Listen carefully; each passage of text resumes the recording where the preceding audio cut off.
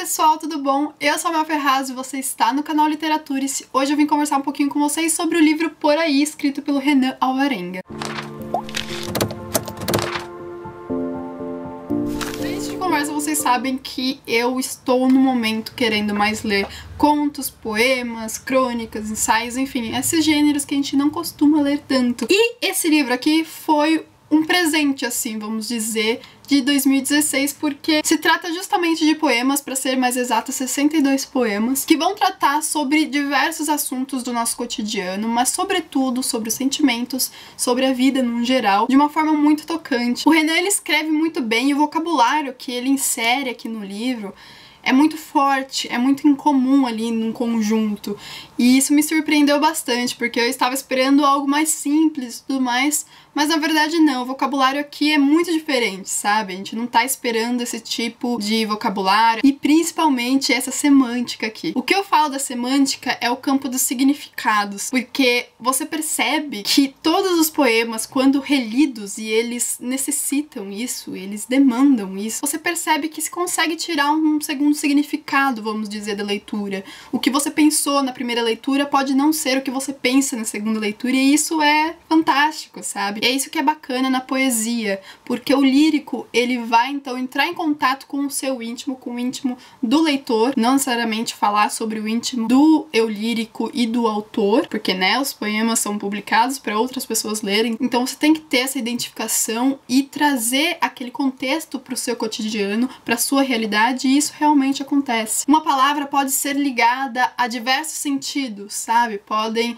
significar coisas diversas, e isso é bacana porque o poema, ele se torna não uno, ele se torna mais coisa do que um simples conjunto de palavras ali na página. E uma coisa muito bonita que a gente percebe nisso é que quando o eu lírico vai falar sobre coisas até mesmo do cotidiano e não só de sentimentos, há sim um lirismo nisso. Ele consegue trazer o sentimentalismo, o sentimental para aquilo. Por exemplo, tem um poema aqui que ele vai falar sobre a água, e a gente percebe que ele tá falando sobre a água. É claro que ele vai citar a palavra água, mas todo o vocabulário, toda a fluidez do poema é tão bonito, é tão lírico. Chama Fluente o poema e fala assim: quisera eu fluir com a água, desmanchar-me, então me refazer todo de outro jeito, entranhar e florescer, numa constante ciranda de repetições novas. Cai, deita, vaga, corre, sobe plana, junta, mana, nunca no mesmo lugar, nem da mesma forma, porque sua morada não tem fronteiras, sua ação sem barreiras, mesmo assim em cadeia, traçada ao sabor do sol e de sua sombra, na gruta, no vale,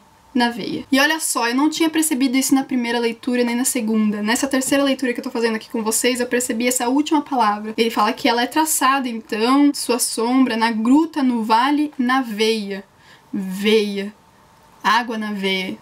Vocês entendem que não é só o simples plano do físico, da água na natureza, mas tem a ver com o ser humano? Não tinha reparado nessa palavra veia. E vocês percebem a fluidez do texto? Isso é só um exemplo, não é o poema que eu mais gostei daqui, mas tem sim uma certa fluidez, e o que contribui para isso é o autor escrever bem. Ele usa um vocabulário muito rico, e isso contribui para a fluidez do poema, para ele dar certo, né, vamos dizer. E, gente, ler poema em voz alta dá muito certo, tem suas vantagens, vocês não têm noção, porque eu estava lendo, eu comecei a ler em silêncio, aí eu percebi que eu estava sentindo essa necessidade de ler em voz alta, por conta da fluidez também, até que eu chego na página 27, no poema chamado Vislumbre, e eu vou ler pra vocês, pra ver se vocês percebem isso, mas assim que eu li, eu falei, nossa, é assim: esfola-me as fibras do desprezo de tua passada indiferente. Melhor seria a pior das torturas. Em dulcíssimo manjar se converteria o mais pútrido fel. São os 3 primeiros versos desse poema, que é um pouquinho mais longo. E não sei se vocês notaram a sonoridade, porque aqui tem uma figura que chama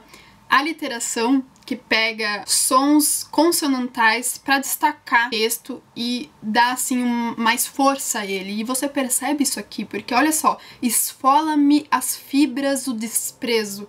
Isso é muito lindo, e eu só percebi isso lendo em voz alta, porque depois eu fui ler em silêncio e eu não consegui notar isso tão claramente, tão nitidamente quanto quando eu estava lendo em voz alta. E a partir disso eu fui perceber que tem em outros poemas isso, não tem todos, mas tem, e essa sonoridade é muito bacana. Ele trouxe isso pra gente em vários poemas daqui. Na página 43, isso daqui é um pouquinho mais comum e é bem fácil de perceber, que é o poema O Vento. Ele vai usar palavras que comecem com a consoante V. Vento varre a terra, voa, vigia, viaja. Vagos confins, vela passagem, viola visita, vai aonde quer, veleja, viu, vê e verá. Vento, você é o tempo. Termina muito bom, tá vendo? Eu gostei bastante desse poema porque ele quebra a expectativa no final. É claro que o poema precisa conversar com o leitor, né? Como eu tava falando com vocês sobre a identificação.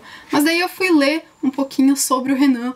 E aqui tá falando que ele atua como cantor em sua comunidade paroquial e desde sempre gosta de ilustrar à mão livre. A gente percebe alguns traços do autor aqui sim, porque lógico, você tem o autor aqui escrevendo. Eu acho que o poema, o mais bonito do poema é que ele é escrito para o autor e para os leitores do autor. Então tem essa coisa de significado, e quando o poema funciona, há significados tanto para o autor quanto para o leitor que podem ser diferentes sim. E assim, a religiosidade não é uma coisa muito marcante na minha vida, mas mesmo assim, eu achei muito bonito esse poema que ele escreveu, Provação, que prova então essa ligação dele com a religião, que fala: em pertigo, ajeita a postura, lá vem chumbo, e não tem hora, vem de assalto, por vezes demora, mas vem, vem.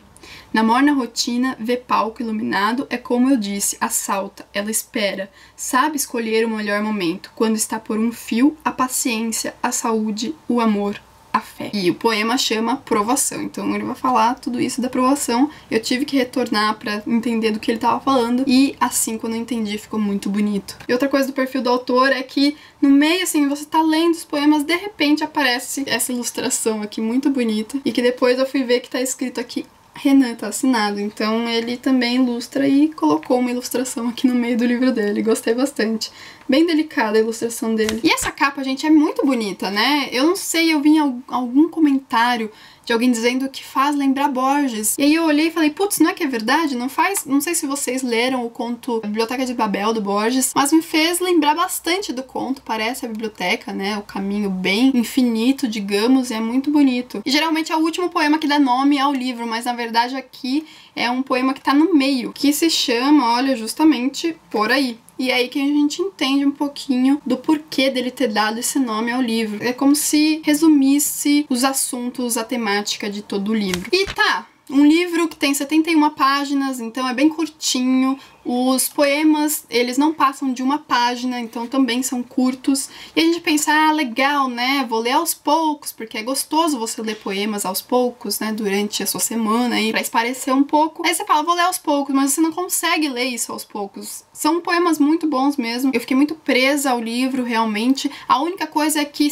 tem dois poemas aqui que eu não gostei, mas o porquê que eu não gostei, eu não entendi, entendeu? Eu não consegui chegar até a identificação. Então, dos 62 poemas, 2 eu não gostei tanto assim. Mas, no total, eu gostei muito desse livro. Como eu disse pra vocês, foi um belo de um presente. É uma das melhores leituras de 2006 até o momento, então, super indicado. E isso só mostrou que eu preciso realmente procurar ler mais poemas. Por que não, né? Pelo jeito, eu gosto bastante. E dar mais aí chances à literatura nacional também. Então, vou ficando por aqui, eu espero que vocês tenham gostado desse vídeo. Se você gostou, não se esqueça do seu joinha, que vai me ajudar bastante na divulgação, e também de se inscrever no canal se ainda não for inscrito. Vou ficando por aqui, um grande beijo e até a próxima. Tchau, tchau!